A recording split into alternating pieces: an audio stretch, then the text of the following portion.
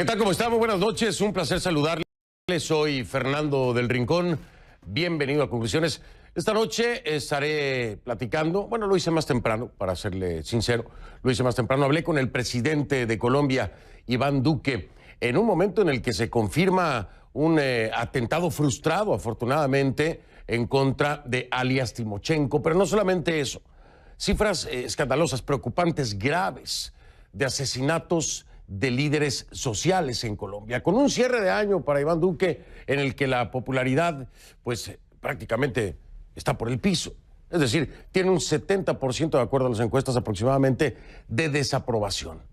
¿Cómo ver entonces este 2020, hacia dónde ir y qué pasa con la implementación de los acuerdos de paz? De esto y las chuzadas ilegales, que son hoy por hoy de nueva cuenta un escándalo en Colombia, de esto y mucho más. Hablé con el presidente de Colombia, Iván Duque. Iniciamos.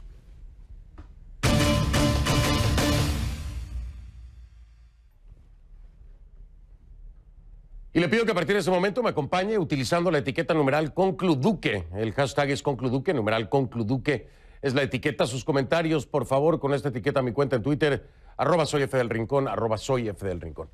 En Colombia se celebró o se llevó a cabo en Cartagena de Indias la reunión de la Comisión de Consolidación de la Paz de Naciones Unidas. En medio, como les decía, de reclamos por los ataques, asesinatos contra líderes sociales y defensores de derechos humanos. Este lunes el jefe de la misión de verificación de la ONU en Colombia dijo ante el Consejo de Seguridad del organismo que mientras las voces de los líderes sociales sigan siendo silenciadas, Colombia tendrá dificultades para alcanzar la paz. Y ahí en Cartagena, desde allá, en entrevista con Conclusiones, el presidente Iván Duque me dijo que reconoce que su gobierno encara un reto enorme en este aspecto. Aunque en 2019 los asesinatos de los líderes sociales vieron una reducción del 25%, según Duque, porque hay otras cifras que dicen todo lo contrario. El presidente Duque me dijo que no es una cifra que lo satisface de ninguna manera, mucho menos cuando se contrasta con otras, ¿no? Porque hay organizaciones no gubernamentales que, por el contrario, son mucho más pesimistas en los números y se separan por completo de lo que asegura es un 25% de disminución el presidente Iván Duque. Él dice, de todas formas, que sea cual sea el número, busca una reducción al 100%. El mandatario, sin embargo, destacó logros importantes en incautación de drogas, por ejemplo, arrestos de cabecillas criminales. También elogió el trabajo de los servicios de inteligencia de Colombia, quienes recientemente lograron frustrar este atentado que ya le mencionaba contra Rodrigo Londoño, alias Timochenko, del partido político de las FARC. Este miércoles Timochenko agradeció precisamente a la policía colombiana, dijo que estaba vivo gracias a ellos. Escuche. A mí desde noviembre me llamaron a la UNP, a la dirección de la UNP, la Unidad Nacional de Protección, y un alto oficial de la policía, junto con los oficiales encargados de mi seguridad, me estuvieron informando de que se había descubierto un plan para atentar y que ya el comando que iba a hacerlo estaba listo, que la decisión era no hacerlo en Bogotá, porque lo veían un complejo, y que iban a esperar que yo saliera a la región para entrar a ejecutar el atentado. Bueno, de esas cosas que le dicen a uno, bueno, listo. Nadie sabía cuándo me venía yo para el Quindío, no sabía cuándo iba a durar, no, eso fue dándose así, ni yo mismo lo sabía. Y efectivamente, pues cuando me vengo para acá, para el Quindío, a los pocos días, me dicen, la amenaza está alrededor de la finca donde se está. Y ahí me explicaron las circunstancias que estaban dando. Y dije, bueno, pues aquí toca confiar, yo confío en ustedes. Tengo confianza en la institución, la profesionalidad de los policías y del equipo de inteligencia que está al frente de esa tarea. El presidente Duque dijo que las disidencias de las FARC que abandonaron el proceso de paz, entre ellos alias El Paisa y alias Iván Márquez, estaban detrás de este atentado. Esta es la primera parte de mi entrevista más temprano, el día de hoy, con el presidente Iván Duque. Vamos para allá.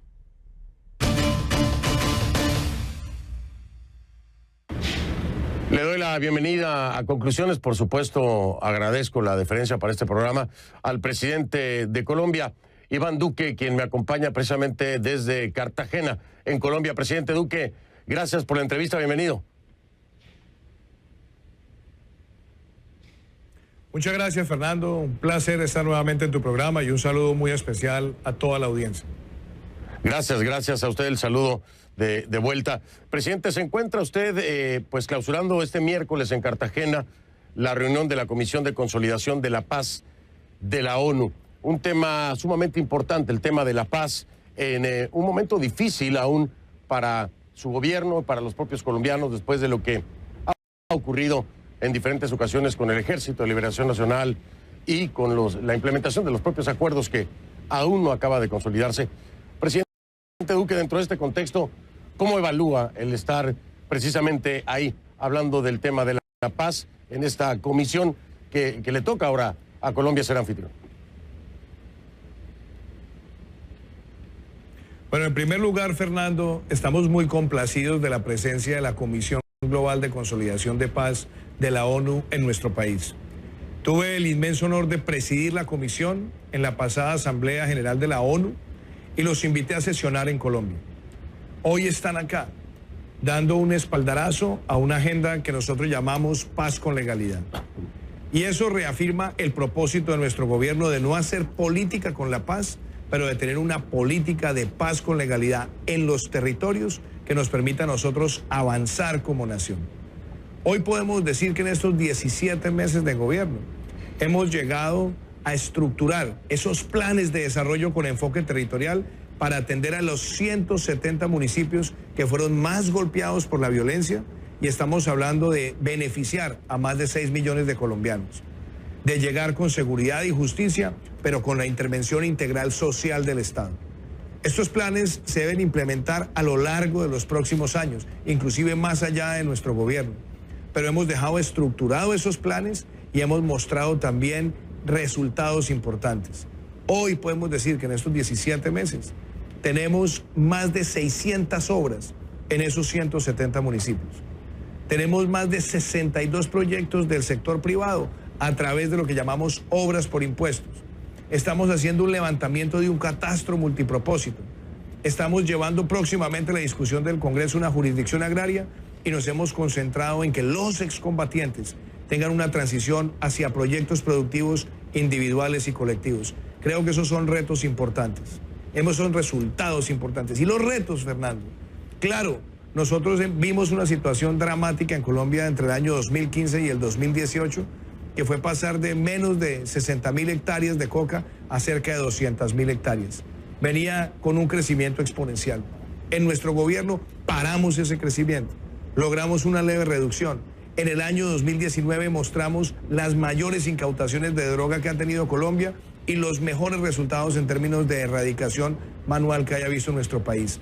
Para nosotros, enfrentar ese fenómeno del narcotráfico significa afectar las economías ilegales que nutren al terrorismo y que son además la principal fuente o combustible de esos grupos armados que pretenden asesinar líderes sociales e intimidar territorios. Por eso también desde el gobierno en estos 17 meses les hemos asestado golpes importantes y contundentes.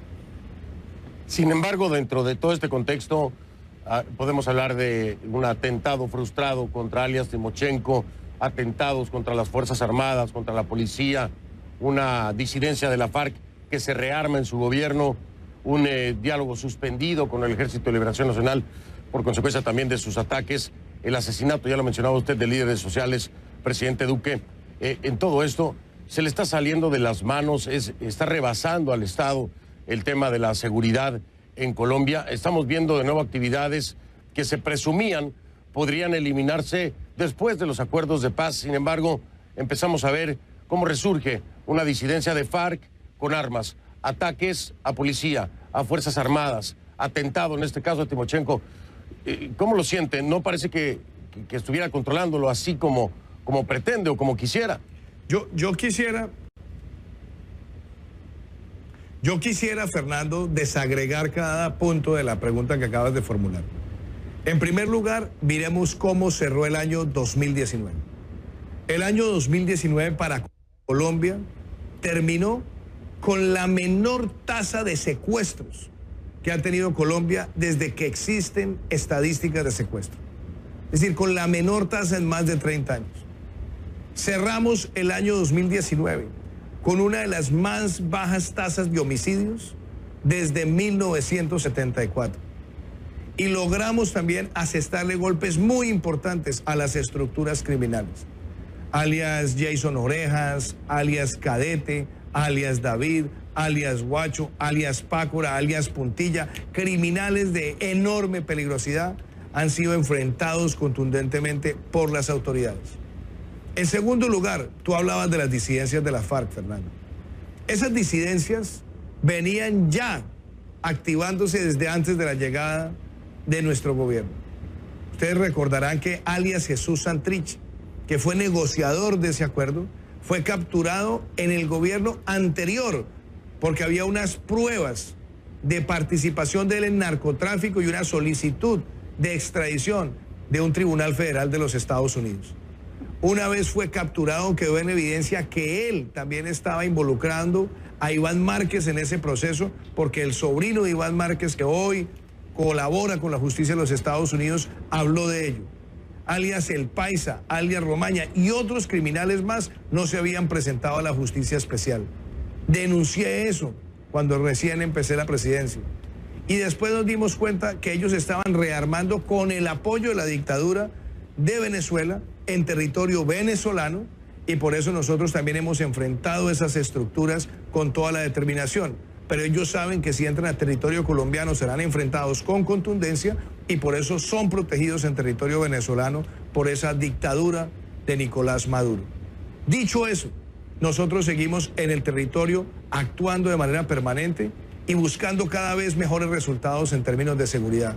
Y frente al ELN, Fernando, cuando yo llegué a la presidencia dije que nos íbamos a tomar un periodo de 30 días para evaluar lo que ocurrió durante los 17 meses de conversaciones que tuvo con el gobierno anterior. ¿Y con qué nos encontramos? Más de 400 actos terroristas, más de 100 asesinatos, más de 10 secuestros. Y eso evidencia que no había ninguna voluntad. Nosotros dijimos como gobierno, si el ELN quiere tener una posibilidad creíble de construir paz, tiene que liberar todos los secuestrados y tiene que ponerle fin a todos los actos criminales. No lo hicieron. Y fuera de eso respondieron con un acto terrorista vil y criminal el 17 de enero del año 2019, asesinato con un carro bomba a 22 cadetes en formación en la Escuela General Santander. Por esa razón, nosotros hemos dicho, si no hay una voluntad, nosotros estamos enfrentándolos con toda la contundencia. Y la voluntad se expresa en que liberen los secuestrados, no cobrándoles dinero, que los liberen unilateralmente. Y la otra cosa, que nosotros también les exijamos que suspendan, que paren, que den por terminado todos sus actos criminales. Sin eso no puede haber una posibilidad clara. Y otra cosa que es importante, yo promoví en campaña, y tú lo sabes, Fernando, porque lo hablé en tu programa en aquel momento, que nosotros llegaríamos a la presidencia para buscar una reforma constitucional donde ni el secuestro ni el narcotráfico serían delitos conexos al delito político y por ende no serían amnistiables. Esa reforma la sacamos adelante. Así que mi mensaje es claro, Colombia tiene progresos, tiene retos, pero la paz con legalidad implica que nosotros lleguemos a los territorios afectados por la violencia, pero que ejerzamos toda la autoridad de seguridad y justicia para proteger a los ciudadanos frente a las amenazas del terrorismo.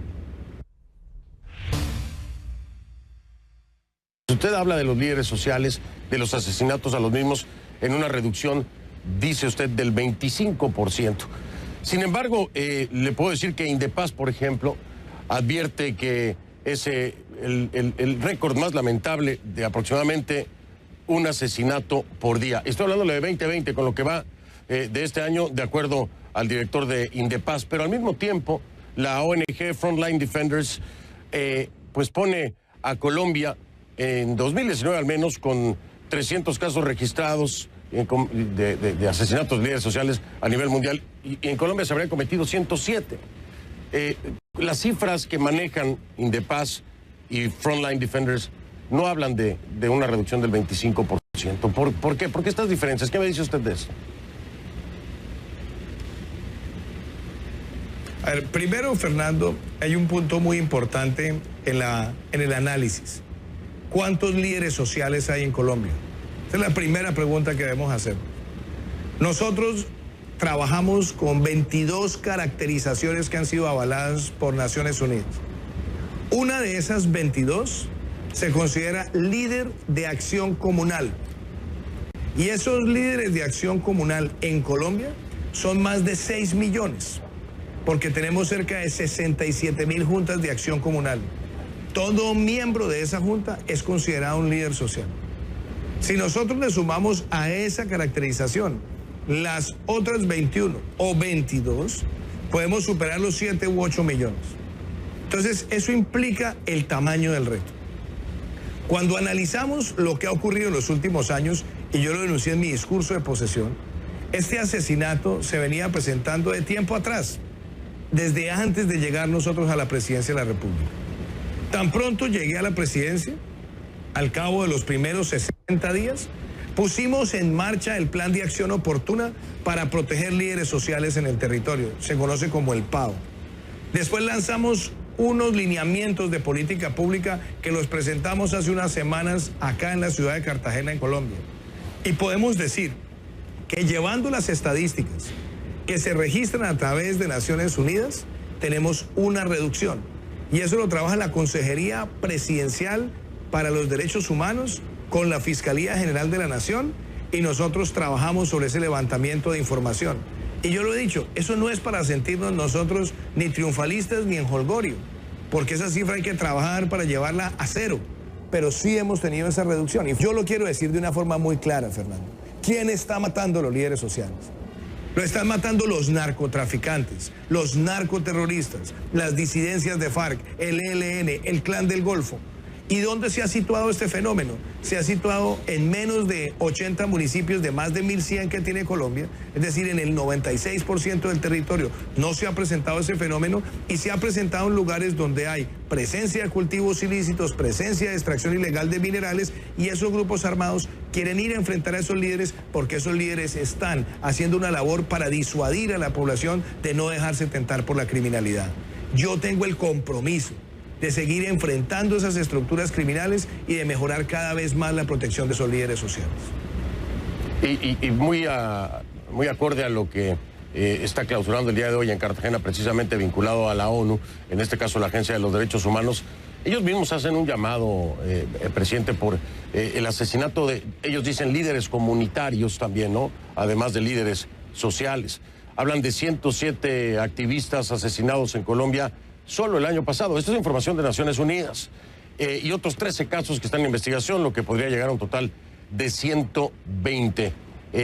Poniendo en contexto, dice la comisión o el comisionado de los derechos humanos de Naciones Unidas que el año pasado entonces habrían sido 115 al menos los asesinatos de activistas. Es decir, estas cifras sí son contundentes. ¿La reconoce entonces como tal de acuerdo al procedimiento para la identificación de los mismos en su personería como líderes sociales?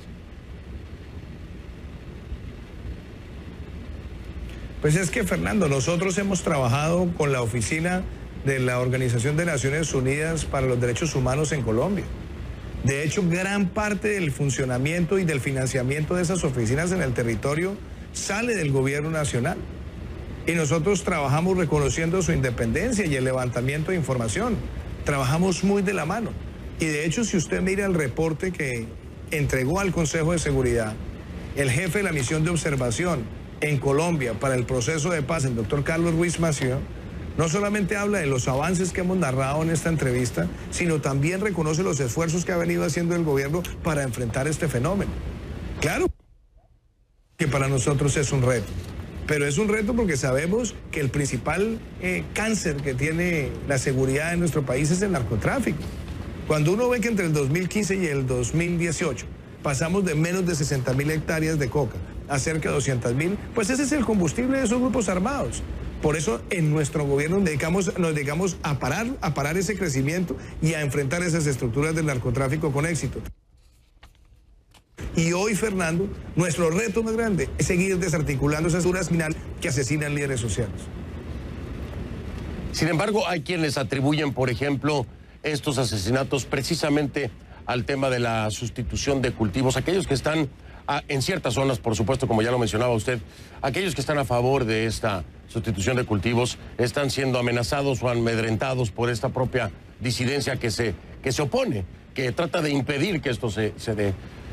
¿Usted estaría de acuerdo en este renglón que muchas de estas acciones, de estos asesinatos, de estos crímenes, son como parte de una resistencia a la misma implementación de los acuerdos, entre los cuales está el tema de los cultivos, ¿no? La sustitución de los vivos? Estos criminales lo que están buscando es llegar a territorios y presionar a la comunidad para que entren a servicio del narcotráfico y de sus estructuras del narcotráfico. Por eso nosotros lanzamos una política que se llama Ruta Futuro, que busca la integralidad para enfrentar el fenómeno del narcotráfico. Ahí nosotros hablamos de sustitución, de erradicación manual, de desarrollo alternativo, de formalizar predios por sustituir y también donde sea necesario tener herramientas de precaución y de precisión, porque sabemos que muchas de esas estructuras criminales tratan de utilizar campos minados y francotiradores para evitar que se avance en la agenda de erradicación o de sustitución. Esos grupos criminales dedicados al narcotráfico, que han tratado de responder a cadenas globales con cárteles de otros países, son los que nosotros hemos venido enfrentando con determinación. Ellos tratan de llegar a amedrentar a la población. Somos conscientes de ese fenómeno y por eso nosotros tenemos que mejorar cada vez más nuestra presencia y nuestra capacidad de acción. Ahora, dicho todo eso, miremos cómo cerramos el año 2019, Fernando. Llegamos a niveles de incautación de cocaína que superan las 434.7 toneladas de cocaína, algo sin precedentes en el país y que nos da a nosotros la motivación de enfrentar esas estructuras. Pero también haber logrado el mayor número de erradicación manual que ha tenido nuestro país. Y a eso le combinamos las otras herramientas, nos damos cuenta que Colombia tiene hoy una visión integral. ¿Podemos cantar victoria? No, porque esa es una labor que nos toca hacerla todos los días y que involucra también una lucha global contra el fenómeno del narcotráfico. Pero en lo que a nosotros corresponde, seguiremos llegando a los territorios con nuestra agenda de paz con legalidad, que tiene en una mano seguridad y justicia y en la otra la intervención social del Estado para generar confianza en la ciudadanía. Sabemos que hay retos grandes, pero tú hacías ahora una precisión, Fernando, sobre los líderes de acción comunal. Yo quiero decir esto, en estos 17 meses, por primera vez, un presidente de la República asiste al Congreso Anual de la Acción Comunal. Ya hemos estado 2 veces con ellos. Lanzamos un documento de política pública para el liderazgo comunal. Aumentamos por 5 el número de recursos para el Fondo de Proyectos de la Acción Comunal. Y estamos poniendo en marcha un programa de formación de líderes juveniles comunales en Colombia. Eso también muestra el compromiso con el liderazgo social en nuestro país por parte de nuestro gobierno. Presidente, yo quiero leerle parte de los calificativos que han dado a conocer a través de un comunicado el partido de las FARC en cuanto al tema de la implementación de los acuerdos. Han dicho que es una simplificación grosera en torno a las medidas, por supuesto, del presidente Iván Duque, que tan solo busca instrumentalizar y acomodar los acuerdos de paz para fines políticos. Y de ahí puedo seguir diciéndole que tiene una falta de garantías en el proceso de paz. ¿Qué le responde usted a aquellos que aún lo sienten así, que aún, después de todo lo que usted me dice, pues no los convence? Pues mire, querido Fernando, yo he pensado esto muchas veces. Primero, la evaluación independiente e imparcial de lo que hace nuestro gobierno y de cómo se implementa la paz con legalidad integralmente. A la primera semana de haber llegado yo a la presidencia de la República, le pedí a Naciones Unidas que mantuviera la misión de observación en nuestro país. Un año después pedí que se mantuviera. Y les he pedido que nos acompañen durante todo nuestro gobierno que termina el 7 de agosto del año 2022. Esa misión de verificación es independiente. Evalúa lo que hace el gobierno y evalúa también el cumplimiento por parte de las FARC. ¿Qué ha dicho esa misión? Reconoce todos los avances. Un gobierno que recibió 2 proyectos productivos colectivos, hoy tiene cerca de 48. Un gobierno que recibió 0 proyectos productivos individuales, hoy tiene más de 800. Un gobierno que ha incorporado en 17 meses más de 600.000 hectáreas al Fondo de Tierras. Un gobierno que ha logrado formalizar cerca de 300.000 hectáreas. un gobierno que puso en marcha un catastro multipropósito con una política pública, un gobierno que ha llegado con más de 600 obras a los territorios, beneficiando a las comunidades, pero adicionalmente un gobierno que se ha preocupado por darle un proceso de avance en la formalización de las condiciones de vida de los excombatientes, donde más del 90% tienen cobertura prestacional, cobertura de salud y están avanzando también hacia los ciclos de propiedad y a los ciclos de patrimonio propio individual. Eso lo ha reconocido Naciones Unidas. Pero Naciones Unidas también nos ha hecho observaciones frente a los retos que nosotros mismos reconocemos y tiene que ver con enfrentar esas estructuras criminales que amenazan a los líderes sociales. Y también creo que es importante lo que Naciones Unidas ha dicho, y es que los victimarios deben aportar recursos reales para reparar a las víctimas. Deben aportar también la información sobre las rutas del narcotráfico que manejaron en el pasado para ser más efectivos para enfrentar este fenómeno. Y por supuesto, también a ellos les corresponde de manera clara decirle a las comunidades cuál va a ser su apego a los principios de verdad, justicia, reparación y no repetición. Creo que esa evaluación independiente de la ONU es la que es más diciente, es la que realmente refleja, sin ningún tinte político, sin ningún tipo de controversia política, sin hablar de términos partidistas, lo que realmente está ocurriendo en nuestro país. Quiero preguntarle, ¿hay un problema de comunicación, presidente, dentro de su gobierno? ¿Usted cree que existe? Porque además hay encuestas como la de Datesco, por ejemplo, que le da una popularidad sumamente baja, al menos una desaprobación del 70%. Y cuando yo lo escucho plantear todo esto y el trabajo que se viene desarrollando, yo me pregunto, ¿será que el presidente Duque no conecta o no está conectando? ¿O por qué? Porque estas manifestaciones que tienen reclamos muy válidos, si quiere después los puntualizamos, pero al mismo tiempo pareciera que no se está respondiendo o no se está escuchando, pues por el resultado de los porcentajes de aprobación. ¿Cómo se siente con respecto a esto? ¿Cree que es un tema de comunicación? Primero, Fernando, yo creo lo siguiente. Las encuestas son fotos de momento. Hay buenas, malas y regulares. Yo siempre parto de la base que independientemente del resultado siempre se trabaja el triple. Pero los gobiernos no pueden gobernar buscando popularidad o buscando resultados de encuestas. Los gobiernos son elegidos para llevar adelante un programa de gobierno. Eso es lo que nosotros hemos hecho, cumplir nuestras promesas de campaña, cumplir nuestro plan de gobierno. Voy a retomar la idea inicial. Es cierto, no creo que se deba gobernar por un tema de popularidad, pero se necesita de la colaboración de los ciudadanos, de los colombianos y de las colombianas para poder gobernar. Es un tema de gobernabilidad. A veces el indicador de las encuestas es lo que nos puede dar un tema de gobernabilidad o de falta de la misma y de cómo se interpretan las acciones del presidente Iván Duque. El ejemplo más claro es la controversia de este video en donde sale usted repartiendo dulces a los niños cuando llegó a Bojayá, en el Chocó. Y la gente lo tomó a mal. La gente convirtió en tendencia una etiqueta que decía Duque miserable. Y yo me pregunto, entregar dulces a niños, ¿por qué tiene que ser mal interpretado y por qué no puede ser visto con buenos ojos?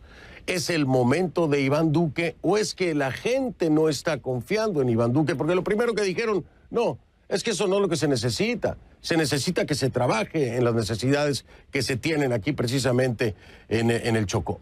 Y yo le pregunto, porque presidente, en algún momento sería la foto del día para un presidente darle los dulces al niño, pero para usted fue totalmente contrario y ahí es donde hablo. No es popularidad, pero es interpretación, es gobernabilidad, es colaboración de la ciudadanía. Hay muchas personas que en este mundo de las redes sociales se dedican a incubar odios, a buscar qué rechazan, qué critican.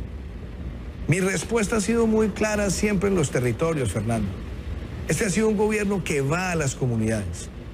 Y yo no estuve en Bojayá solamente entregando dulces, que además fue algo que me nació del corazón porque un niño me dijo, venga, Duque, regálenos una colombina. Y le dije, venga, los invito a todos.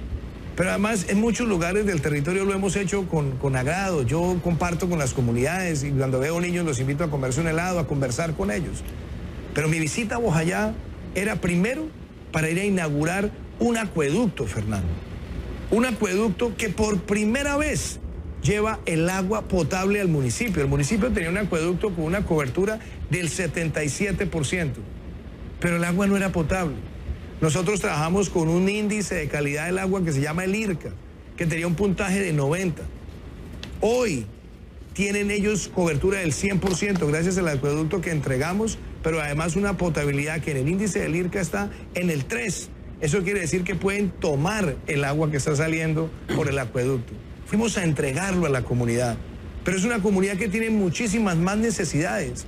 Necesidades en términos de salud, necesidades en términos de infraestructura educativa, en conectividad. Y fuimos con varios integrantes del gabinete a hacer esa agenda social de respuesta, pero también a rendirle tributo a esas víctimas de esa tragedia del año 2002, donde el terrorismo asesinó decenas de personas.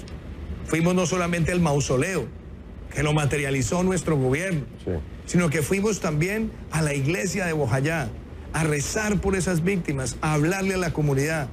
Y yo no me quiero quedar en esas discusiones que algunos tratan de exacerbar en las redes para generar controversia. Yo me quedo con el afecto de la comunidad, con la posibilidad de haber conversado con ellos, con la posibilidad de seguir trabajando con ellos. Y yo seguiré estando en los territorios de manera espontánea, compartiendo con la ciudadanía. Y si los niños quieren compartir conmigo para que hablemos de deporte, para que hablemos de cultura, lo haré siempre. Y donde yo también pueda tener un gesto que sea espontáneo, natural con ellos, lo haré. Porque cuando uno está en el ejercicio de estas funciones, uno no puede estar pensando si todo lo que uno hace va a satisfacer a quienes no quieren acompañar las iniciativas que estamos desarrollando. Yo por eso no me quedo perdido en esa discusión de tendencias. Yo me quedo en este momento con la voluntad diaria, de convicción, de corazón, de trabajar por los colombianos. Presidente, no puedo dejar de tocar con usted el tema de las interceptaciones legales, este escándalo que se destapa a raíz de una investigación periodística en donde se estaría pues escuchando las llamadas de magistrados de la Corte, periodistas, políticos. Desgraciadamente, en el ojo del huracán, el Ejército Nacional. Le sumamos a eso los señalamientos también que ha hecho el New York Times de Nicasio Martínez, el general, que había dado directrices a subordinados para aumentar bajas en combate. Yo le quiero preguntar, esto, ¿cómo está dejando, primero, la inteligencia? Porque desde dentro del gobierno, desde dentro del sistema de inteligencia, se debe estar haciendo, no puede hacerse así de fácil, ¿no? Primero. Segundo, ¿por qué la participación del ejército? ¿Cómo queda ante la comunidad, ante los colombianos, el ejército? ¿Qué está pasando, presidente Duque? ¿Han detectado quiénes son y hasta dónde llegarán con esta investigación? Esa pregunta, Fernando, yo quisiera desagregar. En primer lugar, antes de posesionarme como presidente, cuando me reuní con la cúpula militar de ese momento, que me acompañó durante casi 4 meses, yo les dije que frente a todos esos escándalos del pasado, donde se hablaba de personas que podían estar haciendo mal uso de herramientas de inteligencia, mi argumento fue siempre 0 tolerancia. Así se los transmití. Así se lo transmití después a la siguiente cúpula militar. Y recientemente, cuando tomó posesión el ministro Carlos Holmes Trujillo, le volví a insistir que aquí hay 0 tolerancia con esas prácticas. Sale este reporte de la revista Semana y la instrucción ha sido clara: investigar hasta el fondo. No se puede hablar de una práctica de una institución como el ejército, sino de personas que pueden estar haciendo mal uso de esas herramientas. Donde estén, sanción ejemplar. Sin tregua, con la justicia ejemplarizante. Porque ese tipo de prácticas no se toleran en este gobierno y no se pueden tolerar en ninguna democracia. Frente a lo que se habla, o lo que usted me pregunta del general Nicasio Martínez, yo quiero decirle de dónde salió el general Nicasio Martínez. Cuando yo llego a la presidencia, el general Nicasio Martínez era el inspector del ejército. Había sido nombrado por el gobierno anterior como el inspector del ejército. Y en los 8 años en los que gobernó mi antecesor. Ese general fue comandante de la 4ª Brigada, de la 5ª División, del Comando Conjunto de Operaciones Especiales, director de la Escuela de Guerra e inspector general del Ejército. Una hoja de vida intachable, impecable, que fue valorada y analizada, y por eso se nombró como comandante del Ejército. Yo he procedido de manera institucional en la relación con las fuerzas militares. El general Nicasio Martínez me expresó hace unas semanas su deseo de retirarse. Estaba viviendo una situación personal, familiar, donde me dijo que la familia con él habían tomado esa decisión. Y para una persona que ha servido 38 años a las fuerzas militares, lo que yo le dije, mire general, ¿quiere reflexionarlo? Y el general me dijo, presidente, tengo un desgaste personal y familiar muy grande. Lo entendí. Se retiró y se nombró al general Eduardo Zapateiro, uno de los generales con más reconocimiento por sus labores, por su comandancia en varias divisiones, por haber liderado también el Comando Conjunto de Operaciones Especiales. Ese ha sido el proceso institucional que ha guiado Colombia. Y yo me siento contento de ver siempre una institución que quiere mejorar todos los días. Y también una institución que frente a estas denuncias ha tenido también una conducta clara, siguiendo mis lineamientos. Cero tolerancia y avanzar a fondo en estas investigaciones para que haya sanciones ejemplarizantes a quienes hayan deshonrado el uniforme y a quienes hayan violado la Constitución y la ley. El tema de la inteligencia importantísimo, sobre todo en casos como el de Timochenko. Presidente Duque, ¿qué nueva información nos puede dar el por qué hubieran querido asesinar a Timochenko? ¿Qué más detalles tiene que pueda compartir? Sobre ese tema, Fernando, qué bueno que usted me lo pregunte así, porque la labor de inteligencia que hizo la Policía Nacional, que hicieron las fuerzas militares y de policía para identificar el plan fue impecable. Se logró identificar que esa disidencia del paisa, de Iván Márquez, estaba detrás de ese asesinato. Se tomaron todas las precauciones y se logró evitar una acción contra Rodrigo Londoño. Y esa ha sido la inteligencia que está comprometida con la protección de los colombianos, la que está comprometida con la protección de la vida, honra, bienes, derechos y libertades de todo un país.